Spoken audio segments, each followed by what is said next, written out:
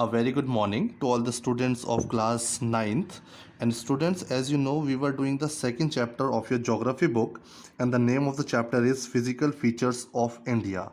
And we had already finished two parts of this particular chapter, which we have also discussed in your Zoom class yesterday. Okay, so today we are going to start the third part of this chapter, and the name of the topic which we are going to study today is major physiographic divisions. So I hope easily you can understand the meaning of this topic now. Major physiographic divisions, it means various landforms which we have tried to understand and how they were formed. We have studied about the movement of plate tectonics and the theory of plate tectonics. We have also seen through various diagrams and understood the continental drift theory, what was Gondwana land. I have told you how India was a part of Gondwana land, how through the movement of the plate that was called Indo-Australian plate it collided with the other Eurasian plate, and because of that collision and that crash, which led to the formation of new fold mountains, that is Himalayan mountains, and formation of also northern plains. This I shall be showing you with the help of the diagram again over here, which we have already discussed. But first see what are the things which we are going to cover in this particular topic. Okay, so major physiographic divisions of India. So physical features of India can be grouped under the following physiographic divisions. Okay, so let's see what are the things which we will study to understand the complete landforms, various different landforms of India. The first and foremost, the most important one is the Himalayan mountains. In detail, we'll study all the important details relating to the Himalayan mountains, and I will also tell you how they were formed, although we have discussed it. Then we'll understand what are the northern plains, peninsular plateau, Indian desert, coastal plains, the islands. So in a single lecture to cover all this topic, it is not possible. The video will go too long. So today in this lecture, I will try and cover the first topic, that is the Himalayan mountains in detail. And you need to understand it very properly. This is an important topic which shall be of use to you in all the classes you will be studying now, and of course in class ninth. So before I study, I want to show you the drift theory which we have discussed. These are the various plates. As you know, earth crust is made of the various pieces of lands, and those pieces of land you call them continents. And previously I told you these are the current situation of the continents in the world, but previously these all the lands were a single landmass which we called as Pangaea. Okay, and when with the plate tectonics movements and with the conventional currents, and I told you the conventional currents means the movement of energy from one place to another place. So because of that, these continental drifted and shifted to the different directions.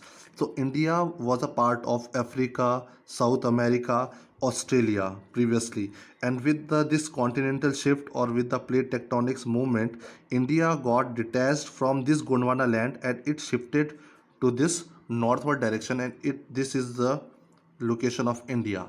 And you can see this is Indo-Australian plate. This is Indo-Australian plate. India was a part of Indo-Australian plate, and it got collision. It means it got crashed, टकरा गया, and it got collision with a Eurasian plate. This is a very big plate and this is a small plate. So this small plate moved towards a Eurasian plate, and finally it collided with this plate. And when it collided, when there will be a clash, so there were the formation of mountains, and these mountain range is called Himalayas. So Himalayas are the very fresh and new mountains and the fold mountains. As I told you, we have also studied the various three type of movements, plate movements. And this plate movement, when one plate comes towards the other plate, this type of plate movement is called convergent plate movement. And because of this convergent plate movement, there is always folding, and whenever there is folding, it means two plates were coming like this. When there will be a collision, it will form a mountain. So you have to understand how these Himalayas were formed. Here also you can see I have made a ref diagram for you. This is a Indo-Australian plate. India was a part of that plate, which was previously a part of Gondwana land. But since the continent had started moving, it got and collided with this Eurasian plate. This was a very big plate, India came towards this plate, and finally the crust India landmass collided. It means there was a crash, and when there is a crash, there was a folding, and when there will be folding, there were this structure was formed, which is called the Himalayas. So there are three ranges of Himalayas which we will studying in this topic. The uppermost layer, this is called the Greater Himalayas or the Himadri. These are the Middle Himalayas or the Himachal, and the lowermost is called the Shivalik range. So all these three ranges we have to study today. But before we start this topic, I wanted you to know that how these ranges were formed, because all the sediments which were between the landmass of India and Eurasian plate, that all got folded up, and that folded material and the sediments formed the Himalayas. And there are three parallel ranges of Himalayas which we are going to study today. So I hope you have understood, and again in the next video we will try to understand northern plains, and after the formation of these Himalayas, how northern plains are formed in this region of India. This was the northern plains. So we'll try to understand that how the formation of mountain took place, and how and what role of mountain was there to have this northern plains of India.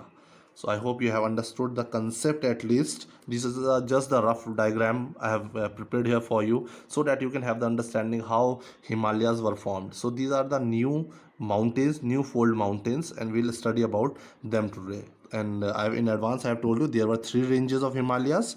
We are going to discuss it now. So as I told you, we are going to study only about the Himalayan mountains. It is a part of physiography of India. So we have divided the landmass of India, and also we are blessed to be a citizen of India, and India is a landmass where we can see so many physiographic divisions. We have Himalayas, plains, peninsular plateau, desert, coastal plains, islands. So we have everything. We are very lucky to be a part of this place.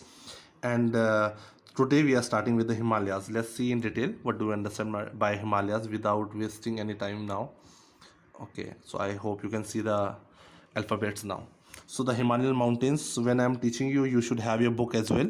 The Himalayas, geologically young and structurally fold mountains, stretch over the northern borders of India.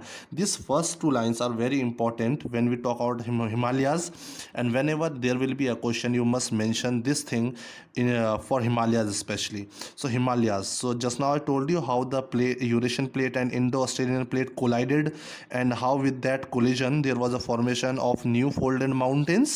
So that is why we are calling the Himalayas are geologically. When we are using the term geologically, it means we are relating it with time period. So let's see what do you understand by time period. So Himalayas, according to the time, if you see the time, historical time of various formation of various landforms. So we'll see the formation of Himalayas. It is very new formation. That is why they are called young mountains and structurally fold mountain. And if we see the structure, that how they were formed, so I have told you, because of there was the plate movement was convergent plate movement, because of which there were foldings, that is it is called fold mountains. So Himalayas are geographically new mountains, and if we talk about their structure, how they were formed, they are the fold mountains. Okay, and let's see how they stretch over the northern border of India. They stretch over the northern border of India. So if you will see the location of Himalayas, it is in the northern direction of India. These mountain ranges run in the west-east direction from the Indus to the Brahmaputra. So I will show you the location. So now this is a location you can see of Himalayas. It runs from west to east. So these are the three ranges: one range, two range, and three range. The upper one is called Himadri, the middle Himalayas are called Himachal range, and the lowermost is called the Shivalik range. So if you see the direction, this is from west to east direction. You have to remember the direction west to east. And if we say in terms of rivers, so you will find here Indus river to this, and here you will find Brahmaputra river. Here you will find Brahmaputra river, and here you will find Indus River. So between the Indus River and the Brahmaputra River, you will find the three type of this range running from west to east, and this is called Himalayan mountain system. And this complete mountain system consists of three parallel ranges: the Greater Himalayas, the Middle Himalayas, and the Shivalik range, the Lower Himalayas. Okay, so I hope you have understood the structure. So we have divided it west to east between the river Indus and the river Brahmaputra. Okay. Now easily you can relate, it's written here. The mountain ranges runs in west east direction from Indus to Brahmaputra. Okay.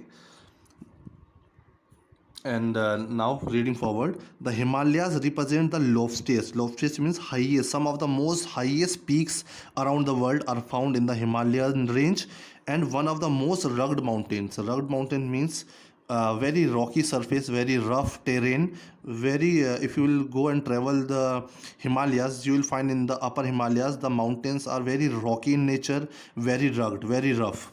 So you will find the highest peaks, but they are very rugged, and they are the barrier of the world. Because if you see the location of India has a security. This region of India, the height of Himalayas are average around 6,000 meters. So this provides a natural barrier to India from the security point of view. No country can easily attack India from this portion. So in the past history, India has been mostly attacked from this region, that is northwestern region. But this side has been protected because of the Himalayas. So Himalayas, as I told you, are the blessings for India in terms of climate, in terms of environment, in terms of natural vegetation, security to our nation. So this plays a very important role. So if you will see, they form an arc. If you will see the shape of the mountains from west to east, they form an arc like a semicircle. They'll form this shape. Okay, this shape. These are the ranges. So they form an arc in the shape which covers a distance of 2,400 kilometer. Now it's written 2,400 kilometer. So distance from this place to this place, if you will travel Himalayas, what will be the kilometers? 2,400 kilometers. So this is the distance they have given you, 2,400 kilometers. Their width varies from 400 kilometers in Kashmir to 150 kilometers in Arunachal Pradesh. Now you have to see the what do you understand by width. 400 kilometers and in Kashmir and 150 kilometers in Arunachal Pradesh. So width means, if you see this is the length that was 2,400 kilometers. If you see this thickness, the width, it is around 400 kilometers in Jammu and Kashmir. But if you travel towards Arunachal Pradesh, here the width reduces up to 150 kilometers. That is, if you are traveling mountains, if you travel from this point to this point, around 400 kilometers, you will find Himalayas. But if you will travel in Arunachal Pradesh from this point to the upper part, this part, from this part to this part, you will be able to move only 150 kilometers, and that will be the only ranges of Himalayas. So you can see this is the width and this is the length of the Himalayas. And just now we are not sharing the separate ranges of Himalayas, that is the greater, middle and lower Himalayas. Just now we are studying completely about the Himalayan system of mountains. So basically these all are the important characteristics. If a short note comes to write on the Himalayan mountains, you will have to mention all these, that they are the loftiest and the most rugged mountains. They are 2,400 kilometers in distance from west to east.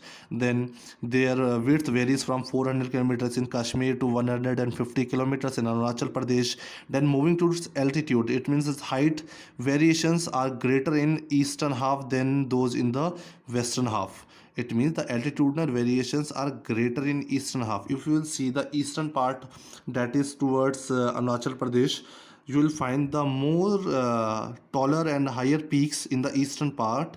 Because when we talk about the collision of Indo-Australian plate with Eurasian plate, so the eastern part, this was a part which collided with the Eurasian plate for the first time. So the collision was made from this place. That is why the most highest peaks you will find Mount Everest, this Kanchenjunga. These are the some of the important peaks and highest mountain peaks of India. Okay, of Himalayan range, I would say. So that is the reason you will find the most highest peaks in this region as compared to the western region. It's mentioned here. The Himalayas consist of the Himalayas consist of three parallel ranges. Now they are coming particularly, and we will be studying three ranges, and it is calling it longitudinal extent. Now one thing is important, as you know, if this is the earth, you know these are latitudes, but they are saying that Himalayas ranges are its longitudinal. If you will see the distance here west to east, you will say these are the latitudes, but no, these are the longitudes. Because when we study about Himalayas, we study from north to south. Because when we will study about first range, that is in the northern part, then to the next range is to the southern of the first range, then to the southern of the second range. So in this way we call it the longitudinal extent. A number of valleys lie between these ranges. Also we will study about various important valleys, and I hope you know the meaning of valley. The northernmost range is known the greatest. So now we are studying the three ranges of Himalayas. Okay, so now in the map you will be able to, if you see the first range, this is called Himadri. As you can see in your book also, this is called Himadri. Okay, then if you move south to it, the second range, this is the second range. Again it is making a arc, you can see, as I told you in its characteristics. And the second range, as I told you, this is called Himachal, although they are also called with other names. And the third range, which is at this part, it is called Shivalik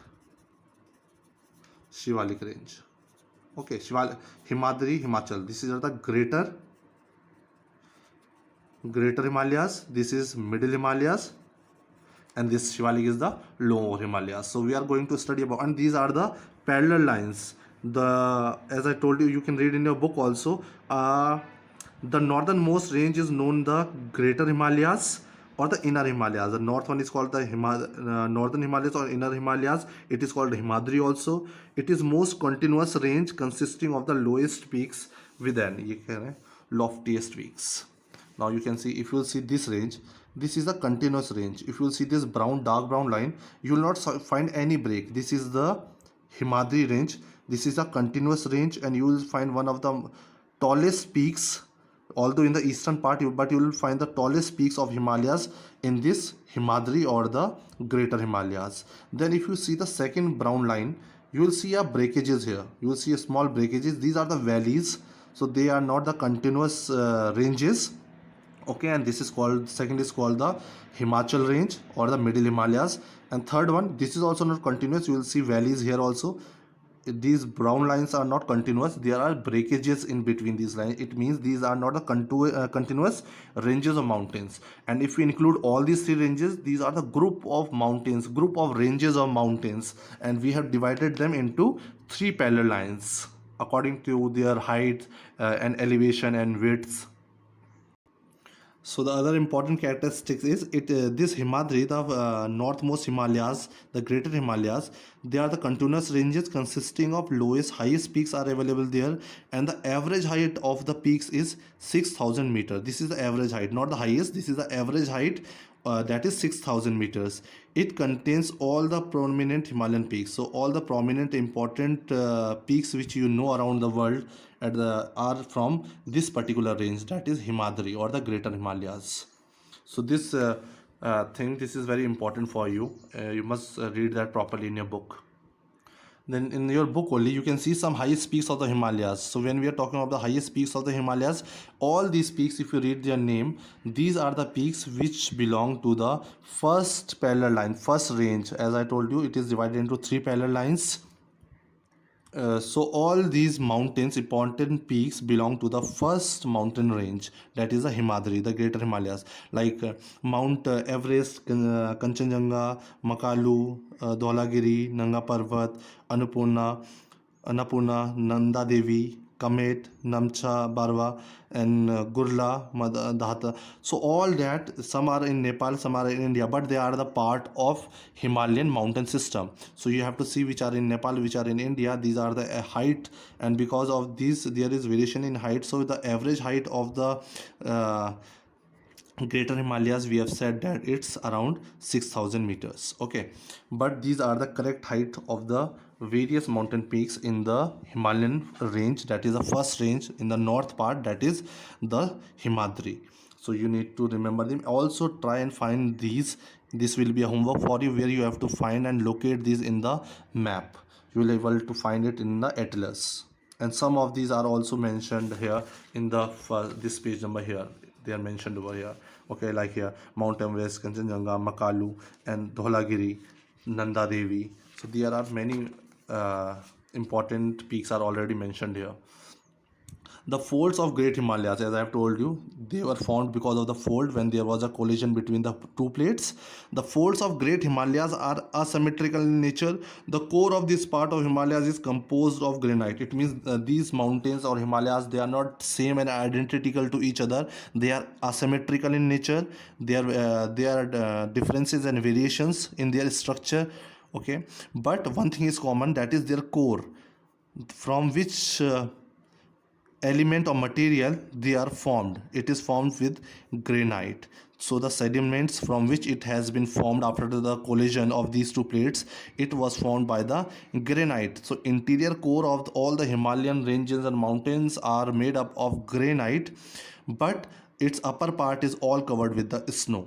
It is perennially snowbound. Perennially means throughout the year. You travel to the upper Himalayas, the greater Himalayas, any month of the year, any season of the year, you will find snow there, and a number of glaciers. And because the temperature is too low there, it's in the minus degree, so you will find a lot of glaciers descend from this region. So you'll find a lot of glaciers. So there will be another homework for you which has been found here: the names of glacier and passes that lie in the greater Himalayas. So that the first range of Himalayas which we are discussing here, the greater Himalayas or the Himadri, you have to find the name of the glaciers and the passes which are a part of it. Okay, so this will be a homework for you. I shall be uploading homework, so I will be mentioning this also there.